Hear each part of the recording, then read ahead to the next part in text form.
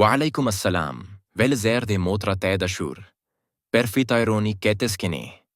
Dita e gjykimit ka ardhur. Gjykendroni përpara Allahut, të sigurt se keni krijer me gjëra lutje gjatë jetës suaj. Pastaj papritmës ndjesh palgjet ronditese. Shumica e lutjeve tuaja nuk janë e pranuar. Pse? Gabime ke gju nuk I keni ditur fare. Salati nuk është një gjë rituali thjeshte. Ai është shtilla themelore e besimit tonë. Lidhja e shenjtë midis nesh dhe krijuesit tonë. Por kjo lidhje mund të do besohet, madje të thihet, nga gabimet që bëjmë ndonjëherë pa e kuptuar. Sot, do të shkirtojmë se bashku gjashtë gabimet kritike që mund të bëjnë lutjen tuaj të pavlefshme. Kjo nuk është për të gju dekurajuar, por për të gju ndihmuar të përmirësoni adhurimin tuaj dhe të forkoni lidhjen tuaj me Allahun. Përpara se të fillojmë, nëse ki video gju ka zgjelle vleri, mos harroni të abonoheni dhe të aktivizoni këmbanen e njoftimeve. Përdorini gjithashtu me ata që mund të përfitojnë, sepse ndargja e diqes se dobishme është një sadaka e vazhdueshme. Gabimi një, ablucione të pabesueshme ose të gabuara. Dera e pare drejt një lutje të pranuar është pastrimi, por sa nga ne kalojme vërtet këtë dere me kujdes. Allah në thotë në Kur'an: O ju që besoni, kur ngriheni për lutje, laheni fytyrat të duar deri në berrila. Kaloni duart e lagurën mbi koke. Dhe lani këmbet deri në kiqin e këmbeve. Sura Al-Maida, 5:6. Megjithatë, ne në kësitimin tonë, bajme gabimet helbesore. Harrojme disa pjese të trupit, si brendësine e gishta nuk arritme plotesisht në berrila prekim lehte. Koken pëngjekur metoden profetike neglizhojme thellësisht të mbrakjate largjes se këmbeve përkezimi madje paralajme roj vesanerisht. Pushtimi I tembrave nga zjarri. Per të theksuar rendesine e pastrimit të kësaj pjese shpesh të injoruar. Ablucioni nuk është një formalitet I thjeshtë para lutjes. Është një pastrim shpirtëror. Çdo pike u gjikë prek lëkurën tuaj merr me vetë një pjesë të mëkateve tuaja. Si mund ta neglizhojme një bekim të tili? Gabimi 2. Nëngsitimi I lutjes gabimi I dyte është ndoshta me I përhapurin e kohen tonë të shpajtësiset e padurimit. Nëngsitimi I lutjes. A keni pare ndonjëherë dike që lutet kaq shpejt sa lëvizjet e tajë duken si shtëpi mekanike. Pejgamberi e krahasoi këtë praktike me pikkimin e një korbi. Një imas I fukishëm që ilustron një lutje pa ndërgjegje, pa angazhim të vërtete. Allah në paralajmëron në Kur'an. Per ata që falen me negligjense në lutjet e tyre. Sura Al-Maun, 1:7, 4-5. Mendoni per një moment.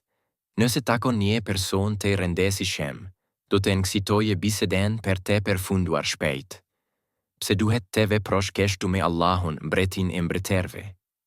Paso gjatë lutjes se nëksituar gjane të renda. Mungesa e përkendrimit të lidhjes shpirtërore.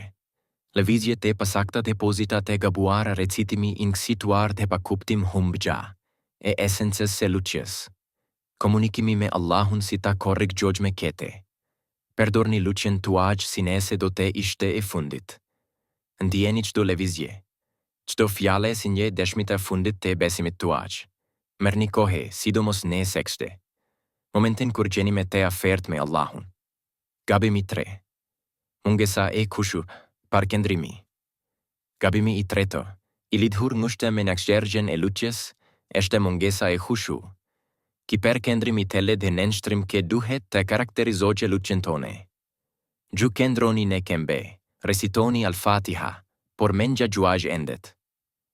Trupi juaj është në lutje, por zemra është diku tjetër. Mendoni për punën tuaj. Per atë që do të hani, per mesazhet në telefonin tuaj. Shajtani ka kuptuar se nuk mund ta ju pengojë të luteni. Kështu që përdor një strategji me të holle. Ai I boshatis lutjet tuaja nga thelbi.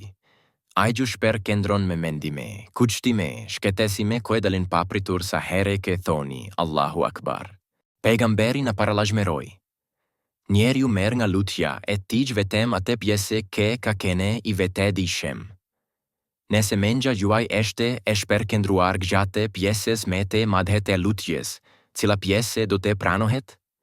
Per të rimarrë kushu, provoni këto metodat e provuara.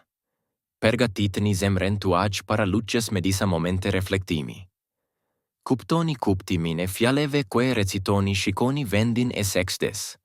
Tuaj përfityroni veten para Allahut, sepse kjo është realiteti I situatës tuaj. Kërkoni një vend të këte dhe minimizoni shpërqendrimet Allah na kushton. Mos u beni si ata që harruan Allahun, dhe ai u beri të harrojnë veten e tyre. Sura Al-Hashr, 59-90. Gabimi 4. Recitimi I gabuar I Al-Fatiha gabimi. I 4 ka të bëjmë recitimin e Al-Fatiha, këtë sure që I përsërisim në çdo ngjesit lutjegje. Allah e kuajti 7 vargjet e përsëritura. Sura Al-Hijr, 15 vellimi 87. Duke teksuar rëndesin e sagjte gjashtë zakonshme. Megjithatë, sa nga ne e shkiptojnë sakte çdo fjalë. Në arabisht, gjë gabim I vogël I shkiptimeve mund të ndryshojë krejtësisht kuptimin e një fjale. Per shembull, nga termi I sirat dhe sira ndryshon konceptin e rrugës, mos shkiptojmë sakte Malik ose Maliki ndryshon përshkrimin. Tone të Allahut gabimi në shkiptime të Al-Dallin mund të ndryshojë. Plotësisht mesazhin pejgamberi tha. Kushdo që bën një lutje në të tillën nuk reciton memën e librit, Al-Fatiha, lutja e tij është e paplotë. Të nëse ki recitim është I pasaktë deri në pikën që ndryshon kuptimin, çfarë ndodh me lutjen tone? Per të përmirësuar recitimin tuaj, dëgjoni rregullisht recitues të kualifikuar. Praktikoni çdo fjalë me kujdes. Edhe nëse recitoni Al-Fatiha per vite kërkoni dike të afte, këtë gju korrigjogje gabimet tuaja. Recitoni ngadale dhe me ndërgjegje gabimi fat. Kalimi e lutjes pa arsye të duhur, do të baj me vone. Sa herë kemi tene apo menduar këto fjalë? Tirgja për lutje jehon, por jemi shumë të zene. Me punen, studimet, argëtimin, rrjetet sociale. Allah ta karte. Lutja mbetet, për besimtarët, një urtëherë në kohët e caktuara. Sura An-Nisa 4:3. Këto kohë nuk janë të rastësishme. Ata strukturojnë ditën tonë rreth përkushtimit të Allahut, si pushime shpirtërore të helbesore. Megjithatë, gjithmonë gjejmë justifikime për të shtire. Pejgamberi na mësoi se veprimi më I dashur për Allahun është lutja që bëhet në orën e saj. Nëse kjo është vepra më e dashur për Allahun, imagjinoni rëndesin e saj për tu ingjoruar apo shtire pa arsye të vlefshme. Per të mposhtur këtë prirgje për ta shtire lutjen. Shikoni lutjen si një takim të shenjtë me Allahun, vendosni një disiplinë të rrepte për oraret e lutjes. Programoni alarmet të organizoni orarin tuaj për rreth lutjeve kujtoni se suksesi në këtë bote dhe në botën që të varet nga lidhja juaj me Allahun në dita do të vijë kur nuk do të shtini lutjen. Por momentin e fundit që kishit për të u afruar me Allahun për parafrimes së fundit. Gabimi shek, parapresimi. I imamit gjatë lutjes. Në grup gabimi I gjashtë ka të baje, drejt për drejt me lutjen në grup. Parapresim I imamit në lëvizjet e tij. Lutja në grup është një simfoni shpirtërore ku zemrat dhe trupat janë në harmoni të përsosur. Imam është drejtuesi I këtij orkestre. Kur në parapresim lëvizjet e tij, në prishim këtë harmoni. Pejgamberi na parlagjmeroi me forse kundër kësaj praktike, duke thënë: Kushdo që ngrit kokën para imamit, a nuk ka frike se Allahu do ta kthejë kokën e tij në kokë gomari. Këto gabime nuk janë për të na dikurajuar, por për të na ndihmuar të përmirësojmë adhurimin tonë. Siç tha I dashuri e pejgamber. Lutuni siç më keni parë duke u lutur.